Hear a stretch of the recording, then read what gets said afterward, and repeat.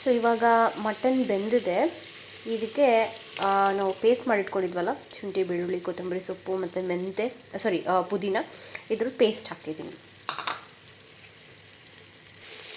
ಈಗ ಆನಿಯನ್ ಮತ್ತು ಒಣಮೆಣಸಿನ್ಕಾಯಿನ ರುಬ್ಬಿಟ್ಕೊಂಡಿದ್ದೆ, ಆ ಪೇಸ್ಟ್ ಹಾಕಿದ್ದೀನಿ.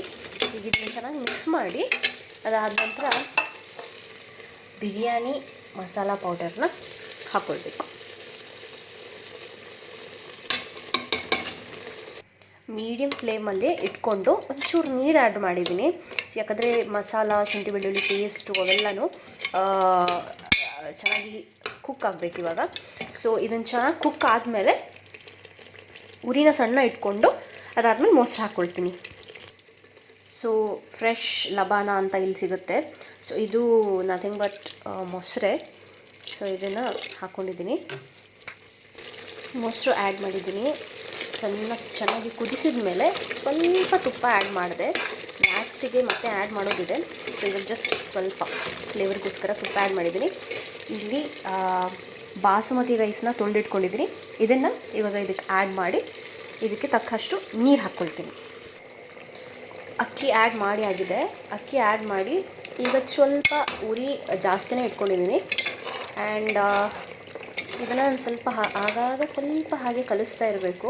ಜೋರಾಗಿ ಕಲಿಸಿದ್ರೆ ಅಕ್ಕಿ ಹೊಡೆದೋಗುತ್ತೆ, ತುಂಡಾಗೋ ಚಾನ್ಸಸ್ ಇರುತ್ತೆ. ಆ್ಯಂಡ್ ಇಲ್ಲಿ ಪಕ್ಕದಲ್ಲಿ ನಾನು ಮೊಟ್ಟೆನೂ ಬೇಯಕ್ಕೆ ಇಟ್ಟಿದ್ದೀನಿ. ಬಿರಿಯಾನಿ ಜೊತೆಗೆ ಹಾಕಿ ಕೊಡೋಕ್ಕೆ ಚೆನ್ನಾಗಿರುತ್ತೆ. ಆ್ಯಂಡ್ ಕುಕ್ಕರ್ನ ನಾನು ಲಿಡ್ ಮುಚ್ತಾ ಇಲ್ಲ, ಪೂರ್ತಿಯಾಗಿ ಹೀಗೆ ಅರ್ಧ ಇಟ್ಕೊಂಡು ಬೇಯಿಸ್ಕೊಂಡು ಆಗಾಗ ಕಲಿಸ್ಕೊಂಡು ಅದನ್ನು ನೋಡ್ಕೊಳ್ಬೇಕಾಗತ್ತೆ. ಇವಾಗ ಉರಿ ಮಧ್ಯಮ ಅಂಚಲ್ಲಿ ಇಟ್ಕೊಂಡಿದ್ದೀನಿ, ಆಲ್ಮೋಸ್ಟ್ ಸಣ್ಣ ಇಟ್ಕೊಂಡಿದ್ದೀನಿ. ಲಿಡ್ನ ಇಷ್ಟು ಓಪನ್ ಮಾಡಿಕೊಂಡು ಬೇಯಿಸ್ಕೊಳ್ಬೇಕು. ಆ್ಯಂಡ್ ಆಗಾಗ ದಯವಿಟ್ಟು ಕರೆಕ್ಟಾಗಿ ತೆಗೆದು ನೋಡ್ತಾ ಇರಿ, ಇಲ್ಲಾಂದರೆ ಯಾಕಂದರೆ ಮೊಸರು ಹಾಕಿರೋದ್ರಿಂದ ತಳ ಹಿಡಿಯೋ ಚಾನ್ಸಸ್ ಇರುತ್ತೆ.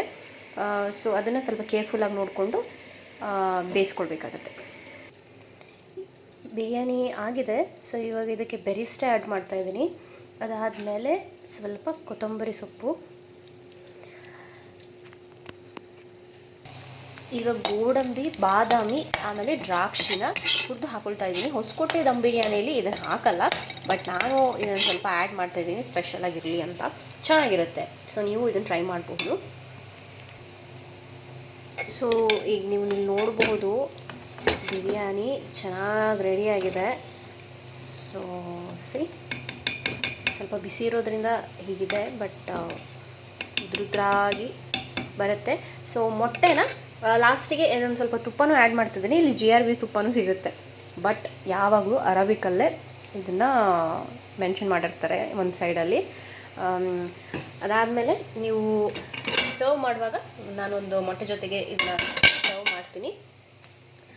ಸೊ ವೀಕ್ಷಕರೇ, ಹೊಸಕೋಟೆ ಸ್ಟೈಲ್ ದಮ್ ಬಿರಿಯಾನಿ, ಮಟನ್ ದಮ್ ಬಿರಿಯಾನಿ ರೆಡಿಯಾಗಿದೆ. ನೀವು ಇದನ್ನು ದಯವಿಟ್ಟು ಯಾವುದಕ್ಕೂ ಒಂದು ಸಲ ಮನೆಯಲ್ಲಿ ಟ್ರೈ ಮಾಡಿ, ತುಂಬ ಚೆನ್ನಾಗಾಗುತ್ತೆ, ತುಂಬ ಚೆನ್ನಾಗಿ ಬಂದಿದೆ ಇಲ್ಲಿ.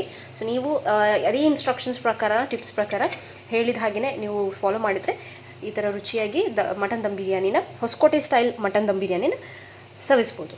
So thank you for watching.